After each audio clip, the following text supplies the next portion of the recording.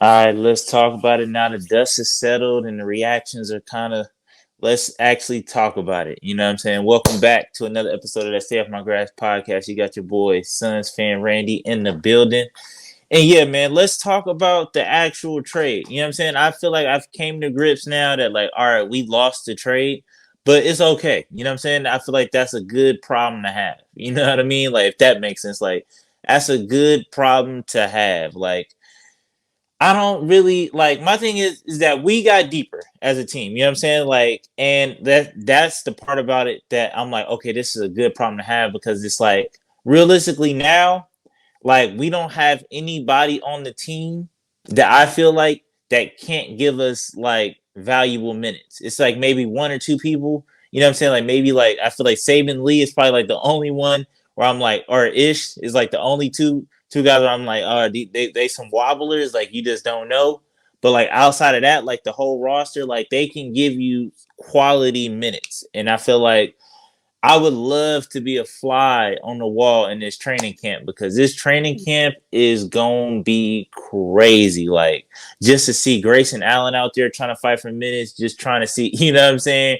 Eric Gordon out there doing his thing, Eubanks, you know what I'm saying? Because I feel like we might be heavily relying on him too. So it's just like it's a lot. It's a lot to take in. But let's talk about DA for a moment. And just like I just been seeing a lot of stuff about DA and just like the trade and stuff like that. And I just wanted to give my little 2 cents on it.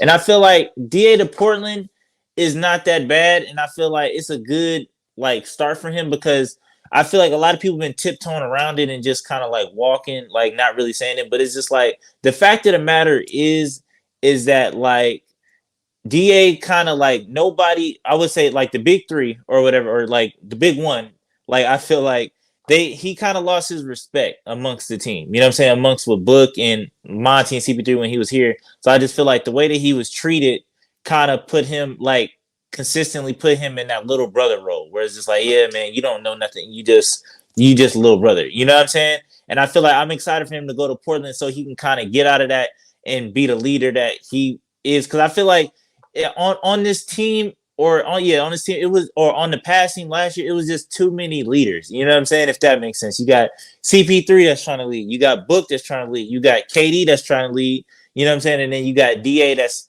like trying to fill into that leader role too because he, you know what I'm saying, got his IQ and he filled away and he see what he see about the game too.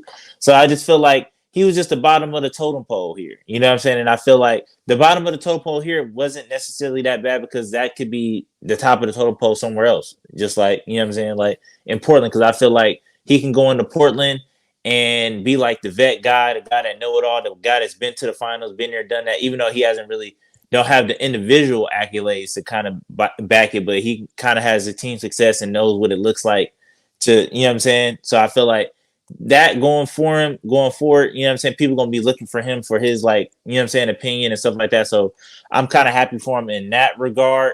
But that's just the truth of the matter of the situation where it's just like I feel like Book didn't really respect him no more because of effort. And you know what I'm saying? And CP3 felt the way how he felt about it. And obviously we know Monty. So it was just like he just had, you know what I'm saying? And then obviously KD and Book is like this. So it's just like he didn't really get a fair shake, and that's just my opinion on it. But like I said, I feel like it's good for them, man. Hopefully he do what he do, or you know what I'm saying. Hopefully I wish him the best in Portland. You know what I'm saying. But it is what it is. Like I said, I'm not saying this as a DeAndre Ayton Stan fan. I'm just saying this as somebody that's a Suns fan that actually sat down and watched and seen how everything kind of like unfolded and just how he got the short end of the stick of it. But like I said, man, this is still exciting. You know what I'm saying? This is still exciting. We really deep. And something I was thinking about yesterday is that like, okay, like a lot of people have been thinking like, all right, like who's that fifth spot or whatever the case may be.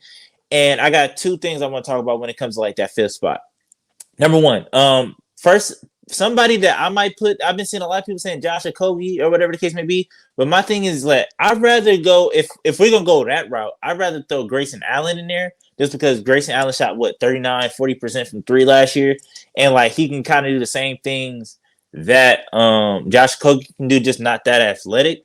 But like I feel like his IQ can keep him on the court. You know what I'm saying? His defensive, like he all right defensively. He's not the best defender, but like you know what I'm saying. And I feel like I'd rather have him out there than Josh Okogie, because Josh Okogie, like, I just feel like, I don't know if it was Monty that killed his confidence or just like the game plan or what, because it seemed like he just forgot how to play basketball in that playoffs, because it was just like he didn't know whether to drive no more, he didn't know whether to shoot, like he was just like, I don't know what to do. You know what I'm saying? It was just all he was doing was deferring, and that's not what we need, because when he was out there giving us 25, 16, or whatever, we was a real dangerous team, because it's just like, all right, like, you making them pay. And then in the playoffs, like, that just completely fell off. I don't know, for whatever strange reason. But so I feel like Grayson Allen would be a better person to have in that spot if we're gonna go that route.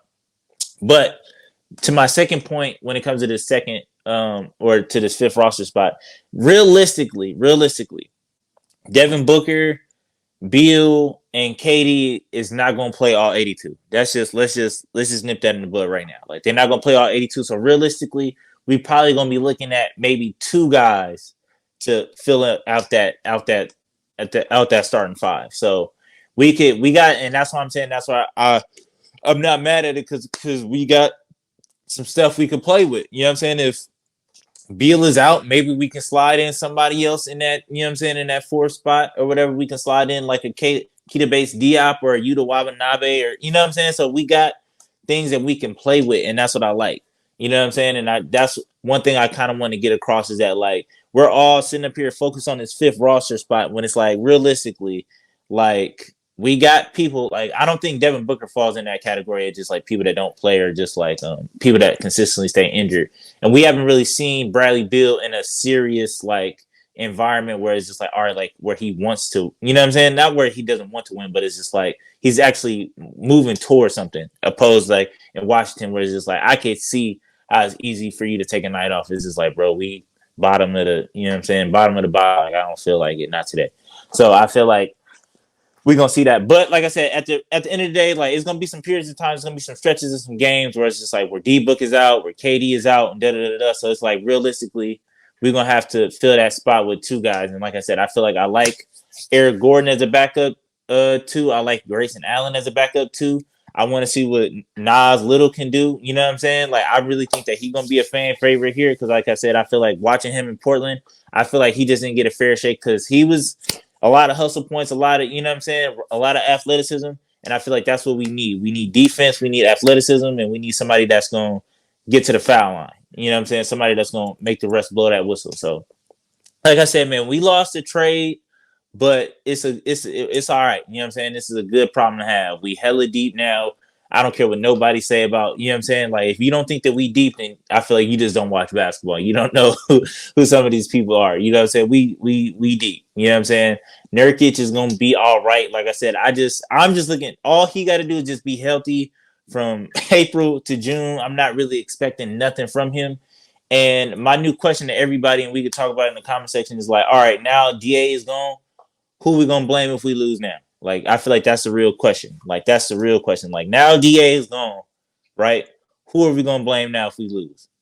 That's gonna really force some people to actually sit down and watch the game now. Now that we can't just easily scapegoat DA and just be, oh yeah, it's DA fault and just DA. Now he's gone. So now we have no more excuses. So whose fault is it gonna be now? So, but yeah.